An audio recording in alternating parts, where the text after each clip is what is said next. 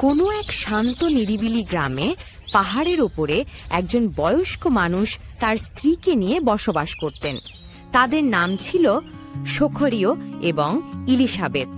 তারা ছিলেন সত্যি সত্যি খুব সুখী, কারণ তারা দুজনেই খুব ধর্মভীরু ছিলেন। কিন্তু তবু তাদের মনে ছিল একটা গভীর দুঃখ, কারণ তাদের কোনো সন্তান ছিল না। সন্তানের জন্য তারা বহুবার ঈশ্বরের কাছে প্রার্থনা করেছেন, আর এখন তো তাদের বুড়ো বয়সে তো আর ছেলে মেয়ে হয় না। একদিন সখরিয় বহু দূরে জেরুসালেমের উদ্দেশ্যে রওনা হলেন। জেরুসালেমে ছিল চমৎকার মস্ত বড় একটি ঈশ্বরের মন্দির। সেখানে যাজকেরা মন্দিরে পরিচর্যার কাজ করতেন। তারা মন্দিরে প্রভুকে উৎসর্গ করার জিনিসপত্র নিয়ে প্রার্থনা করতেন। যে সমস্ত মানুষ সেখানে আসত, তারা তাদের উৎসর্গের জিনিসপত্র আনতে সাহায্য করতেন। সখরিয় নিজেও একজন যাজক ও ঈশ্বরের সেবক ছিলেন। সেদিন বহু মানুষ মন্দিরে হাজির। তারা সকলেই প্রভুকে উৎসর্গ করার জন্য পশু পাখি নিয়ে এসেছে। যাজকেরা তাদের সাহায্য করছেন। মন্দিরের সামনে বড় বেদিতে সেই পশু পাখিগুলোকে পোড়ানো হয়। সেই জন্য সেই বেদিটিকে বলা হতো দগ্ধ প্রাণী উৎসর্গের বেদি। বেদিটি মন্দিরের সামনে চারকোনা উঠোনের ওপরেই ছিল।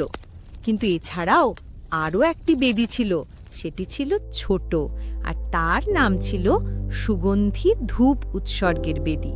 এটি কিন্তু উঠোনে ছিল না, এটি ছিল একেবারে মন্দিরের ভেতরে। সবাইকে সেখানে যেতে দেওয়া হতো না। কেবলমাত্র একজন যাজক সেখানে যেতে পারতেন। তিনি একটি উৎসর্গের জিনিস নিয়ে সেই ছোট্ট বেদির সামনে যেতে পারতেন। কিন্তু কে সেই পুরোহিত যিনি এবার সেই ছোট বেদির সামনে যাবার জন্য মনোনীত হবেন? কারণ কেবলমাত্র একজনকেই তো যেতে দেওয়া হবে।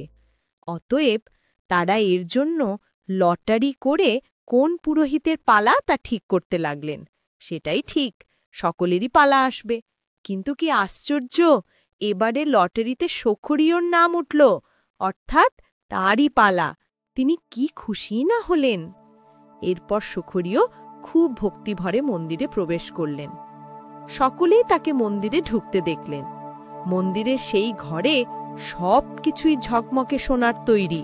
বড় একটি সোনার তৈল প্রদীপ থেকে আলো বিচ্ছুরিত হচ্ছিল। সখরিয় শান্তভাবে বেদির কাছে গেলেন। বেদিটিও সোনার তৈরি।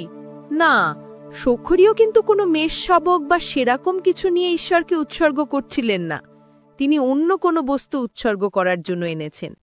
বেদির ওপর একটা সোনার পাত্র ছিল, যাতে জ্বলন্ত কাঠকয়লা রাখা ছিল। সখরিয় তার মধ্যে একটু একটু করে সুগন্ধি ধূপের টুকরো ফেলতে লাগলেন। ধূপ পুড়লে তা থেকে সুগন্ধ বেরোয়। সেই সুগন্ধি ধোঁয়া জমা মেঘের মতো কুণ্ডলি পাকিয়ে ওপরের দিকে উঠতে থাকে। তাই এই বেদিকে বলা হতো সুগন্ধি ধূপ উৎসর্গের বেদি। সখরিয় বেদির সামনে দাঁড়িয়ে প্রার্থনা করছিলেন। তার প্রার্থনা ক্রমশ ওপরে উঠে যেন প্রভুর কাছেই পৌঁছে যাচ্ছিল, ঠিক সেই সুগন্ধি ধূপের ধোঁয়ার মতো। হঠাৎ সখরিয় প্রার্থনা থামাতে বাধ্য হলেন। তিনি হতচকিত। অবাক হয়ে তিনি দেখলেন যে কেউ একজন তার পাশে দাঁড়িয়ে আছেন, অর্থাৎ তিনি সেখানে একা নন। তিনি যে একজন স্বর্গদূত! সখরিয় খুব ভয় পেলেন। সেই স্বর্গদূত তাকে বললেন, ভয় পেও না সখরিয়, ঈশ্বর তোমার প্রার্থনা শুনেছেন। তোমাদের শীঘ্রই একটি পুত্র সন্তান হবে।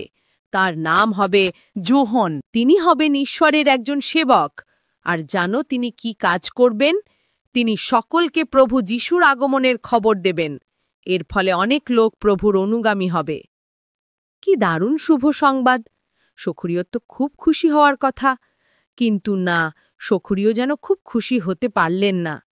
তিনি অবিশ্বাসে মাথা নাড়তে লাগলেন এবং স্বর্গদূতকে বললেন, ইলিসাবেত এবং আমার এত বয়স হয়েছে যে আমাদের আর ছেলে হওয়া সম্ভব নয়। কি করে বুঝবো যে আপনি যা বলছেন তা সত্যি? দুঃখের বিষয়, সখরিয় কথাটা বিশ্বাস করতে পারছিলেন না। কিন্তু প্রভুর ইচ্ছায় তো পৃথিবীতে সবকিছুই সম্ভব, তাই না? প্রভু তো কখনো মিথ্যে বলেন না। এরপর স্বর্গদূত বললেন, তুমি কি জানো আমি কে? আমি প্রভুর দূত। আমার নাম গাব্রিয়েল। আমি স্বর্গে ঈশ্বরের কাছে থাকি। প্রভুই আমাকে এখানে পাঠিয়েছেন। এই সংবাদ স্বয়ং ঈশ্বরের বার্তা। ঈশ্বরের বার্তাকে অবিশ্বাস করার জন্য তোমার সাজা হবে। তুমি ততদিন পর্যন্ত কথা বলতে পারবে না যতদিন না তোমার পুত্র জন্মগ্রহণ করেন। এটাই তোমার শাস্তি। এ কথা বলে স্বর্গদূত আবার স্বর্গে ফিরে গেলেন। আর সখরীয় মন্দির থেকে বেরিয়ে বড় উঠোনে উপস্থিত হলেন। সকলে সেখানে তার জন্য অপেক্ষা করছিল, কারণ প্রথা অনুযায়ী সুগন্ধি ধূপ উৎসর্গের পর তিনি ঈশ্বরের নামে সকলকে আশীর্বাদ করবেন, ঠিক যেমনটি গির্জায় যাজক করে থাকেন। সকলে অবাক হয়ে ভাবছিল যে সখরীয় মন্দিরের ভেতরে এত দেরি করছিলেন কেন। যাকগে, এখন তো তিনি বেরিয়েছেন, এবার নিশ্চয়ই ঈশ্বরের নামে তিনি সকলকে আশীর্বাদ করবেন। কিন্তু না, সখরীয় যেন বোবা, কোনো কথাই তিনি বলতে পারলেন না, ঠিক যেমনটি স্বর্গদূত বলেছিলেন। যাই হোক, সখরীয় উপস্থিত সকলকে কোনো রকমে হাত নাড়লেন, সকলকে এবার বাড়ি চলে যেতে হবে। সকলে আশ্চর্য হয়ে ভাবতে লাগলো, মন্দিরে কি এমন ঘটল যে সখরীয় এরকম করছেন। সখরীয় বাড়ি ফিরে এলেন, কিন্তু তিনি তো কিচ্ছু বলতে পারছেন না যে মন্দিরে কি ঘটেছে। তাই তিনি তার স্ত্রী এলিসাবেথকে সমস্ত কিছু লিখে জানালেন যে স্বর্গদূত তাকে কি বলেছিলেন। এলিসাবেথ সেটা পড়ে সব বুঝতে পারলেন। কিছুদিন পর এলিসাবেথ বুঝতে পারলেন যে তার সন্তান হতে চলেছে, যার জন্য তিনি অধীর আগ্রহে অপেক্ষা করছিলেন। কেমন সুন্দর ছোট্ট এক ফুটফুটে ছেলে, যে হবে ঈশ্বরের সেবক। ঈশ্বর নিজেই যে তাদের এ কথা জানিয়েছেন। ঈশ্বরের অঙ্গীকার কখনো মিথ্যে হবার নয়। লোকে বিশ্বাস করুক বা না করুক, কেউ বিশ্বাস করতে পারুক বা না পারুক। আর সখরীয় খুব কষ্ট বোধ করছেন। কেন যে তিনি ঈশ্বরের কথা অবিশ্বাস করলেন? অবিশ্বাসই যে ঈশ্বরের বিরুদ্ধে বড় পাপ। অবিশ্বাস আমাদের মনের মধ্যেও বাসা বাঁধে। আমাদের কঠিন হৃদয়ে হয়তো বলে, একটা নতুন হৃদয় পাওয়ার পক্ষে আমি হয়তো খুবই ছোট। অথবা আমাদের মনের ভেতরে কেউ বলে ওঠে, প্রভুই হয়তো আমাকে পরিবর্তন করতে চান না। কিন্তু প্রভু কি বলেন? তিনি বলেন, কোনো কিছুই আমার কাছে কঠিন বা অসম্ভব নয়।